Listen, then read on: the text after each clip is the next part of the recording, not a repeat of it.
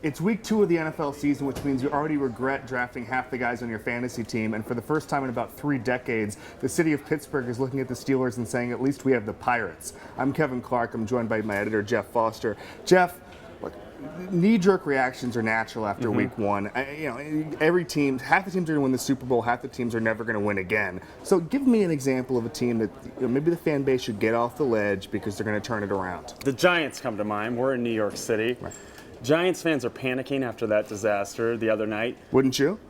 No, not really, because frankly, it was all based on turnovers. They turned the ball over 6 times. David Wilson's not going to fumble 40 times this year. I think he'll be fine. I think they'll turn it around. I think that's kind of random, and they'll definitely be better. There's no reason to panic. Okay, well, how about the Arizona Cardinals? I talked to a lot of league executives who said that Carson Palmer never really recovered from his knee injury. He never stepped up in the pocket, didn't look comfortable. Well, he looked comfortable on Sunday, and that's a huge step when he's making those throws, hanging in there. He has Larry Fitzgerald now as a safety valve whenever he just wants to throw it up. I think the Arizona Cardinals will turn things around. I like Bruce Arians. I think it's pretty good. I think they're going to be way better this year. I agree. I hope so.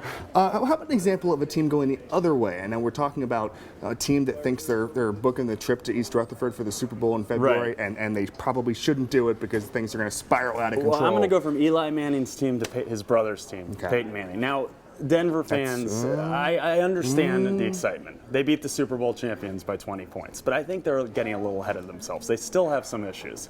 I think that Ravens team they played was not ready to play that game. I think that Ravens team was breaking in a lot of new players, and they took advantage of it. I don't think Peyton Manning's going to throw 7 touchdowns every week, and they still have some issues on defense. They're still missing Von Miller, who was their best defensive player last year. He's out for a few more weeks. They're not generating much pass rush. I'm not saying they're bad. Don't get me wrong. They're definitely very good. 1 in 15 is what you're saying. No, you're saying 1 in 15. No, it's fine. How about the Philadelphia Eagles? I think that when Michael Vick got blitzed, he struggled last week against the Redskins. You look at it on third down when the Redskins were bringing pressure, he was 3 for 7 for 26 yards. Now, obviously, they didn't have a lot of third downs because they were rolling on first and second.